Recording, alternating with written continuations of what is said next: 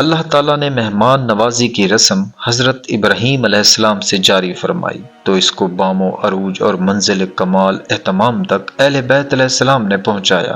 امام حسن علیہ السلام کا دسترخوان مدینہ میں بہت مشہور تھا۔ ایک شخص مہمان آیا اور جب کھانا کھانے بیٹھا تو ایک لقمہ کھاتا اور ایک لقمہ بچا کر رکھ لیتا تھا۔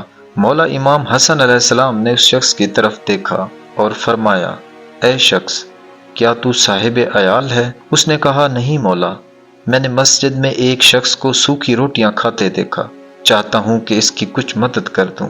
مولا امام حسن علیہ السلام نے فرمایا، بھائی وہ میرے بابا علی مرتضیٰ ہیں، ان کی زندگی کا یہی معمول ہے۔ ہم اہل بیت جو دنیا کو کھلاتے ہیں وہ اور ہوتا ہے، اور جس پر خود اپنی زندگی گزارتے ہیں وہ اور ہوتا ہے۔ ہمارے لیے نعمتوں کا دسترخوان اللہ تعالیٰ نے آخرت میں بچھایا ہے۔ اسی کریم اہل بیت کے مدینہ میں مشہور دسترخوان کی یاد میں محبان اہل بیت ہر سال نہایت عقیدت و احترام کے ساتھ 22 جمادی الثانی کو امام حسن علیہ السلام کا دسترخوان سجاتے ہیں اور لوگوں کو کھانے کی دعوت دیتے ہیں۔ دعا ہے کہ اللہ رب العزت بحق کے مولا امام حسن مجتبی علیہ السلام تمام مومنین اور مسلمانوں کے رزق و روزی میں اضافہ فرمائے۔